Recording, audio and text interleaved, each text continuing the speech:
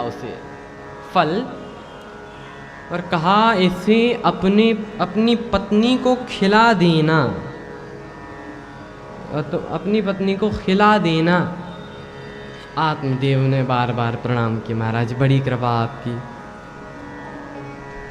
अच्छा, महात्मा ने तो कहा कि पत्नी को खिला देना, पर आत्मदेव गए दौड़ते दौड़ते धुंधली देवी से, अरे सुनती हो देखो क्या लाया हूँ। धुंधली देवी आई दौड़ी दौड़ी, क्या लाए हैं क्या लाए? लो फल लाए हम तुम्हारे लिए, खाओ ये। धुंधली देवी बोल तो ऐसे रहे थे जैसे नौलखा हार ले आए हो। हाँ, मैंने कभी फल देखा नहीं है क्या, ये क्या लाए हैं? तो कह रही साधारण फल नहीं है, संत का दिया हुआ फल है। इससे क्या करना है? कहा कि खा लोगी तो पुत्र होगा। धुंधली देवी बोले अच्छा हाँ, उसने कहा हम खा लेंगे अभी। तो अभी क्यों नहीं खाती? नहा धो के अच्छे से खाएंगे, शुद्ध हो के। ठीक है, ये फल खा लेना। अब महात्मा ने कहा था कि ये फल खिला देना, ये बोले खा लेना। इतने में तो डिफरेंस हो गया। धुंधली देवी गई अपनी पड़ोसिन के पास और इसने लाख कुतर्क किए, लाख कुतर्क, तर्क नहीं कुतर्क। कैसे? कहा कि अब बताओ बहन, अगर मैं फल खा लूंगी तो गर्भवती हो जाऊंगी और इतना बड़ा पेट में कैसी दिखूंगी, बताओ। इसको यही समस्या है। बोली कि अब उसने इतने कुतर्क मन में गढ़ लिए। कहा कि सुखदेव जी तो ऐसे थे कि वो 12 साल तक अपनी मैया के पेट में रहे, और मेरा पुत्र तो कहीं 1 ही वर्ष ज़्यादा हमारे गर्भ में रह गया, तो बहन मैं तो जीते जी मर जाऊंगी। तो तब तक बोली कि क्या हो अगर इस गांव में आग लग जाए, सब भाग जाएं और मैं भारी वजन के कारण भाग ही ना पाऊं तो? इसने ऐसे बेफालतू के कुतर्क मन में गढ़ लिए कि पड़ोसन भी बोली कि तुझे जो खाना हो सो खाओ, पर हमारी खोपड़ी मत खाओ। इसकी चचेरी बहन आई। चचेरी बहन ने इसे कहा कि काम करो, मैं गर्भवती हूँ, मैं अपना पुत्र तुम्हें दे दूंगी,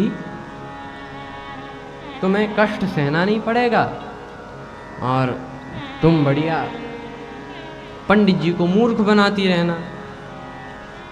और कहा इस फल का क्या करें? कहा इस फल को अपनी गाय को खिला दो, इसके भी कोई बेटा नहीं, संत की परीक्षा हो जाएगी।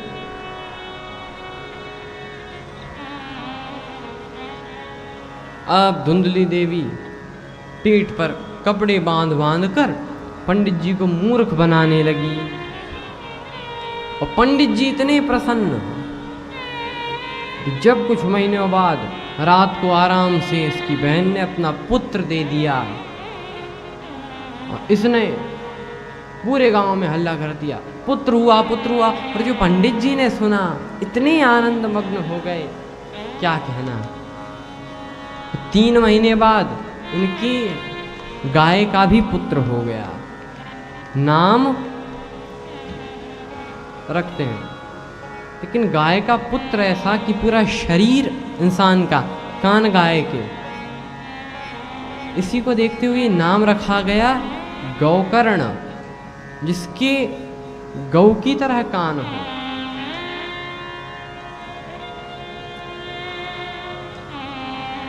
गोकर्ण। और अपने पुत्र का नाम रखने वाले थे तो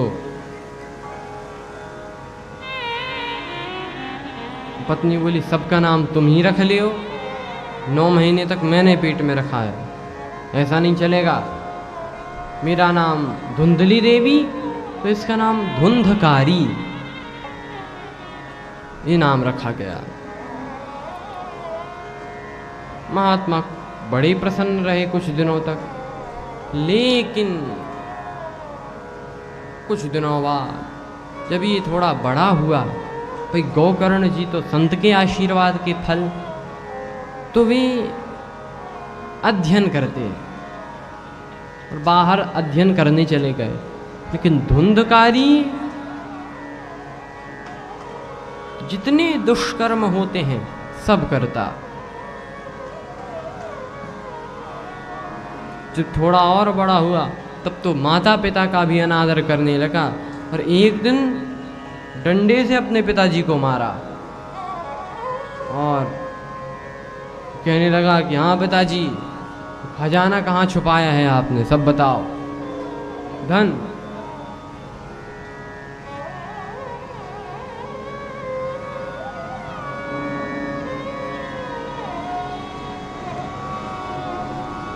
पिताजी तो निकल गए जंगल में, सोचने लगे संत सही ही कहते थे, काश मैं उस समय चला जाता तो आज यह दिन न देखना पड़ता।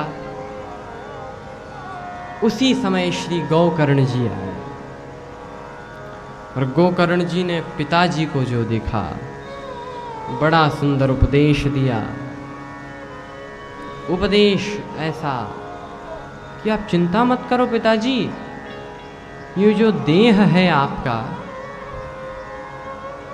इसको गोकर्ण गीता कहते हैं। देहे स्थिमान सरुधरे विमन्ति त्यजत्वम् जाया सुतादिषु सदा ममता विमुंच।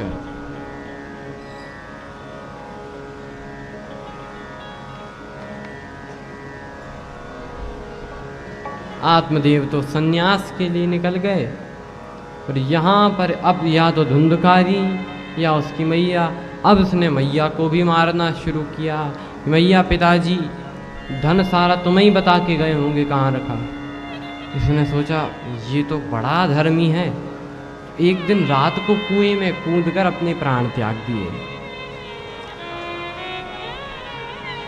अब धुंधकारी को रोकने टोकने वाला कोई नहीं, इसने सारे काम किए, जुआ खेलने लगा, मदिरा पीने लगा, अपने घर में वैश्याओं को रख लिया इसने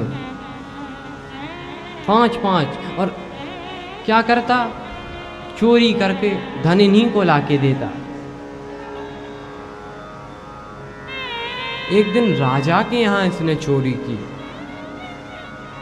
राजा के यहाँ चोरी कर कर जो धन वैश्याओं को दिया, तो उन्होंने सोचा कि भाई जब ये सो गया, सोचा कि ये है तो ठीक, धन तो खूब है, लेकिन ये क्या करेंगे, मान लो राजा को कभी पता चल गया कि इसने चोरी की तो हम लोग भी पकड़े जाएंगे। तो कहा कि इसको यहीं मार देते हैं।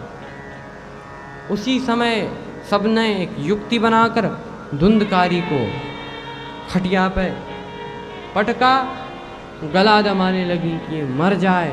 लेकिन धुंधकारी तो अधर्मी, इतनी जल्दी मरने वाला भी नहीं, चिल्लाने लगा। जो चिल्लाया तो इन्होंने जो जलते हुए कोयले थे, व्यास जी कहते हैं कि वो अंगारे इसके मुख में ठूंस दिए। तो वैसे ही उसी समय अपने प्राण त्याग कर ये प्रेत योनि में चला गया, प्रेत बन गया। और इसका गाड़ के वहीं पर ये सब भाग गई। एक बार गोकर्ण जी आ रहे थे, अपने घर में ही रुके, तो प्रार्थना संध्योपासन करने लगे सवेरे सवेरे। तो एक प्रेतात्मा कभी कुछ बन जाए, कभी हाथी, कभी बैल, डराने लगे। गोकर्ण जी ने कहा तुम कौन हो, कौन हो? उसने कहा अहम भ्राता त्वदीयोऽस्मि धुंधकारीति नामतः स्वकीयेनैव दोषेण ब्रह्मत्वं नाशितं मया। ये मैं तुम्हारा भाई धुंधकारी हूँ। अहम भ्राता त्वदीयो अस्मि, आपका भाई हूँ, धुंधकारी इति नामतः, मेरा नाम धुंधकारी है। स्वकीय नैव दोषेण, मेरे खुद के कर्म करने से और उस कर्म के दोष से, दोषेण ब्रह्मत्वम नाशितम मया, मेरा ब्राह्मणत्व नष्ट हो गया है। तो कहते मैंने तो श्राद्ध किया तुम्हारा, पर तुम्हारी मुक्ति नहीं हुई। गया के श्राद्ध से भी मेरी मुक्ति नहीं होगी, तो क्या करें? जब श्राद्ध से भी मुक्ति ना हो, विचार विमर्श किया।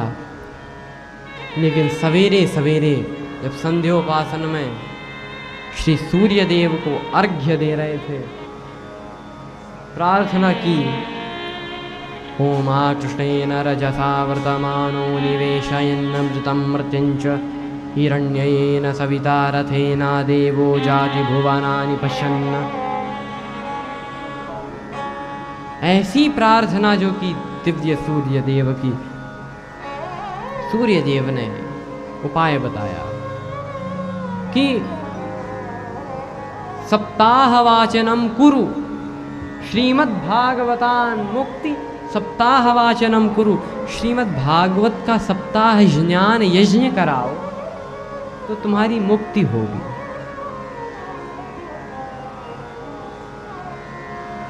तुम्हारे भाई की अब ये कथा बांचने लगे, तभी धुंधकारी, एक प्रेत तो बिल्कुल हल्का शरीर हवा से ही उड़ जाए, तो एक बांस पर बैठा, एक एक दिन की कथा के बाद बांस एक एक चटकता गया, और 7वें दिन की कथा के बाद पूरा चटक कर बांस, और वहाँ पर धुंधकारी स्वयं भगवान के रूप में प्रकट हुए और भगवान के लोग को भगवान की कथा सुनकर गए। ऐसे उद्धार हुआ। अब यहाँ पर प्रश्न ये कि केवल धुंधकारी का ही उद्धार क्यों हुआ? और लोग भी थे।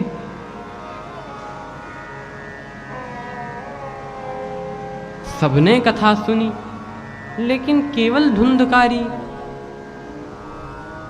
कहा कि सबने कथा सुनी लेकिन एक निमित्त से नहीं सुनी, धुंधकारी ने निमित्त से सुनी, इसका उद्धार हुआ।